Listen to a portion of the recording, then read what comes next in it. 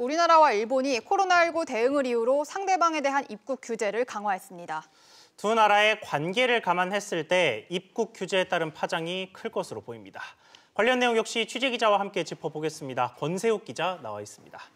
자, 권 기자. 네. 먼저 일본에 대한 무비자 입국, 그러니까 사증 면제가 시행이 된다고 하는데 자세한 소식 전해주시죠. 네, 법무부에 따르면 오늘 새벽 0시부터 일본 여권 소지자에 대한 사증 면제가 잠정 정지됐습니다. 이미 발급된 사증 효력도 함께 정지됐습니다. 한국과 일본은 관광 목적 등의 여행자에게 90일 동안 무비자로 체류를 할 수 있도록 그간 해왔는데 이를 중단하겠다는 겁니다. 사증 면제가 정지가 되면서 모든 일본 여권 소지자는 별도로 비자를 취득하지 않고서는 한국에 들어올 수가 없게 됐습니다.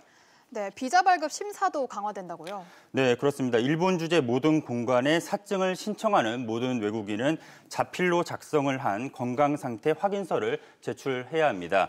최근 발열과 오한, 두통 등이 있었는지 여부 등을 정부가 확인을 하기 위해서입니다. 검역당국은 일본에서 입국하는 승객이 입국하기에 부적절하다고 판단이 된다면 입국 거부와 같은 필요한 조치를 함께 취해나갈 방침입니다. 그러면 정부가 이 같은 조치를 취한 배경은 뭡니까? 네, 일본이 코로나19 관련 한국인 입국을 사실상 금지한 데에 따른 건데요.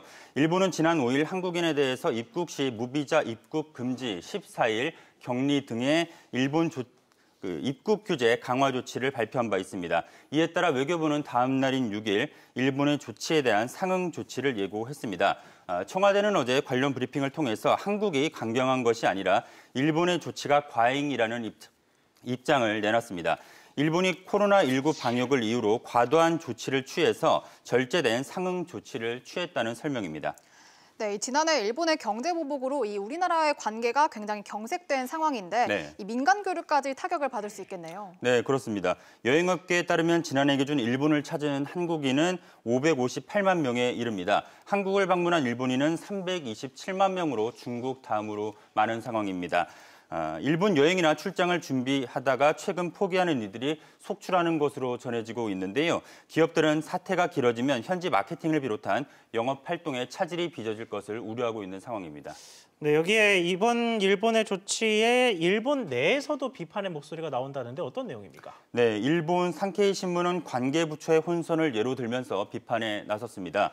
산케이 신문은 어제 한국과 중국에 대한 입국 제한 조치 등을 거론하면서 총리 관저가 조급하게 내놓는 정책을 관련 부처가 따라가지 못해서 통일감이 결여되는 상황이 생겼다고 지적을 했습니다. 양국 정부가 코로나19 방역을 이유로 민간 교류의 문턱을 높이면서 인적, 물적 피해가 불가피한 상황인데요. 정부는 일본의 상황을 지켜보면서 추가 조치 여부를 판단할 예정입니다. 네, 권 기자 잘 들었습니다.